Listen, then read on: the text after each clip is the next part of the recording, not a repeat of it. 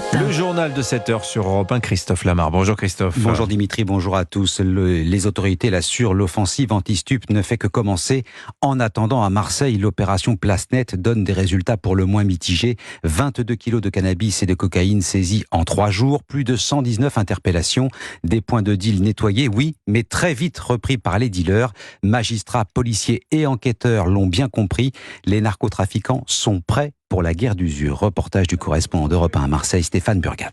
1 heure durant, les dealers ont repris le contrôle de la cité hier matin, comme ils l'avaient annoncé sur le réseau Telegram la veille. Situation embarrassante pour le préfet de police, Pierre-Édouard Coliex, venu déminer le terrain médiatique le soir même. Alors que certains se vantent ou essayent de narguer la police, de provoquer la police, c'est peut-être le cas. Le fait est, et vous pouvez le constater, c'est que les policiers sont là. Et si certains tentent de réinvestir les lieux, de revenir, nous interviendrons, nous les interpellerons. Pour cette opération, comme pour les précédentes, c'est un jeu du chat et de la souris qui débute et qui devrait durer, estiment les habitants, mais aussi les forces de l'ordre, à l'image de Bruno Bartosetti du syndicat Unité SGP Police. Ils sont là pour, de toute façon, à tout prix, retrouver leurs consommateurs et leurs points de deal, pour montrer qu'ils sont les maîtres de la situation, mais on lâchera pas le morceau, même s'ils veulent nous provoquer sur ce terrain-là. De toute façon, on pouvait s'attendre aussi à cette provocation. Et en effet, les dealers continuent d'alimenter leur boucle Telegram avec cette vidéo postée hier après-midi sur le réseau pour vanter la frappe, la qualité du nouveau produit bientôt disponible. Marseille, Stéphane Burgat, Europe 1. Autre opération antidrogue, même si elle n'entre pas dans le cadre spécifique des opérations Place Nette, le démantèlement à Nantes de l'un des plus gros points de deal de la ville, 15 000 € de chiffre d'affaires minimum par jour, bilan une trentaine de kilos de drogue saisie et 7 personnes sont sous les verrous. Alerte rouge sur les finances publiques. Le sujet a été abordé hier soir à l'Elysée entre Emmanuel Macron et les cadres de la majorité. Oui, et d'ailleurs sur Europe 1, ça nous a rappelé cette petite phrase de François Fillon, alors Premier ministre, en septembre 2007. Je suis à la tête d'un État qui est en situation de faillite sur le plan financier. Ça peut pas durer. François Fillon prenait acte de la situation des finances publiques. 17 ans plus tard, rien n'a changé. La facture a même gonflé de plusieurs centaines de milliards d'euros. Le déficit public devrait dépasser les 5,5%, très au-dessus des 4,9% anticipés par Bercy. L'INSEE publiera les chiffres définitifs mardi prochain. Emmanuel Macron a donc convoqué les principaux responsables de sa majorité, dîner en forme de réunion de crise hier soir, Jacques Serret. Signe que l'ambiance n'est pas à la sérénité, un cadre de la majorité résume le dîner d'hier soir. Il s'agissait, je cite, de préparer la riposte. Une riposte face à des chiffres qui pourraient bien avoir l'effet d'une bombe à 3 mois des européennes. Bercy tente en effet d'anticiper les prévisions de l'INSEE et table sur un déficit public de l'ordre de 5,5% du produit intérieur brut.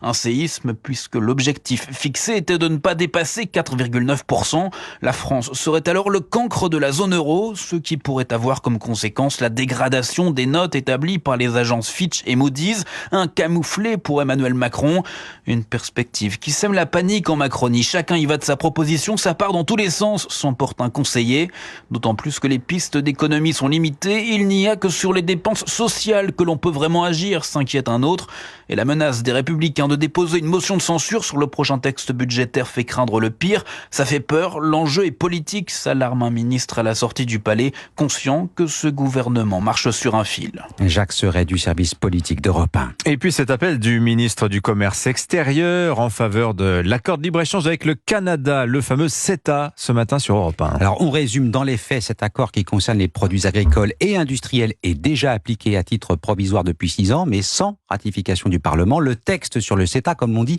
est entre les mains des sénateurs, sauf que les Républicains s'apprêtent à voter contre avec les communistes. Hier soir sur Europe 1, le ministre Franck Riester les a appelés à la raison. C'est un projet de loi de ratification de l'accord qui a été mis à l'ordre du jour de la niche parlementaire communiste et que, manifestement, un certain nombre de sénateurs de droite vont voter. C'est-à-dire ils vont voter avec les communistes. Les communistes, ils sont cohérents avec ce qu'ils ont toujours défendu, pas les républicains, pas la droite. Parce que, évidemment, ils ont toujours défendu les échanges commerciaux à partir du moment où c'est bon pour le pays, et l'économie de marché et les échanges internationaux. Et donc, moi, je ne comprendrais pas que la droite sénatoriale vote avec les communistes contre un bon accord qui a été signé, entre parenthèses, avec le Canada, un grand pays ami démocratie francophone. Et donc, je les appelle à changer leur position et à voter ce texte. Alors, on a compris pourquoi, parce que sur le fond, c'est un mauvais texte, c'est parce qu'on est en campagne électorale. Et donc, ils veulent instrumentaliser cet accord à des fins électoralistes. Et moi, je dénonce ça et je les appelle à la sagesse, à la fameuse, sagesse sénatoriale. Franck Riester, ministre délégué chargé du commerce extérieur, de l'attractivité et de la francophonie au micro européen de Maël Hassani hier soir. Les crypto-monnaies, elles ont le vent en poupe en ce moment, mais attention aux arnaques sur Internet, elles fleurissent. Oui, même si les cours connaissent des très hauts et des très bas, de plus en plus d'épargnants y placent leurs économies. 10% des Français détiennent des crypto-monnaies. Un appétit qui attire aussi les escrocs. Une nouvelle arnaque circule massivement sur les réseaux sociaux avec comme point de départ de fausses interviews de stars. Aurélien Fleureau.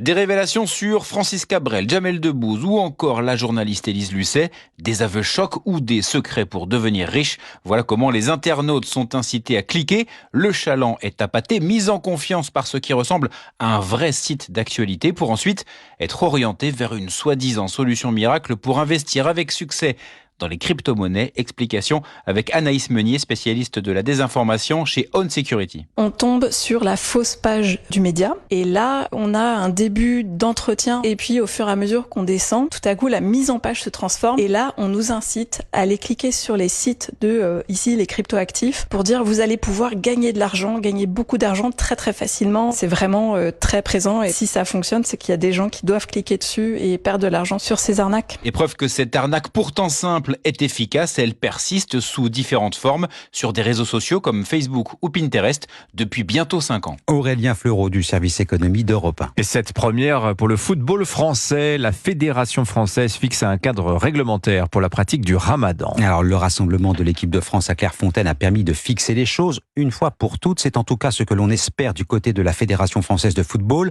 Neutralité religieuse et respect de la laïcité, voilà les mots d'ordre. Le pratique du jeûne pour les Français de confession musulmane va donc se plier à certaines règles, Cédric Chasseur. Oui, la FFF a établi un cadre général, à savoir que les matchs ne sont pas interrompus, les entraînements des équipes nationales ne sont pas décalés et les repas sont pris en groupe. Les joueurs sont invités à reporter leur jour de jeûne en dehors des dates de stage. Pour justifier cela, la 3F, qui a reçu de l'État une délégation de mission de service public, s'appuie sur ces règlements. Il est écrit dans l'article 1 que les instances du football sont obligées de respecter une neutralité religieuse absolue, ce que rappelle Éric Borghini, membre du COMEX. Il ne faut pas demander à la fédération de ne pas appliquer les lois de la République. Nous, on affirme clairement que le terrain de jeu n'est pas un lieu où on pratique une religion, quelle qu'elle soit. Une position solide, confortée il y a quelques semaines par le Conseil d'État, qui à la lecture de ces mêmes textes avait validé l'interdiction du port du hijab en match.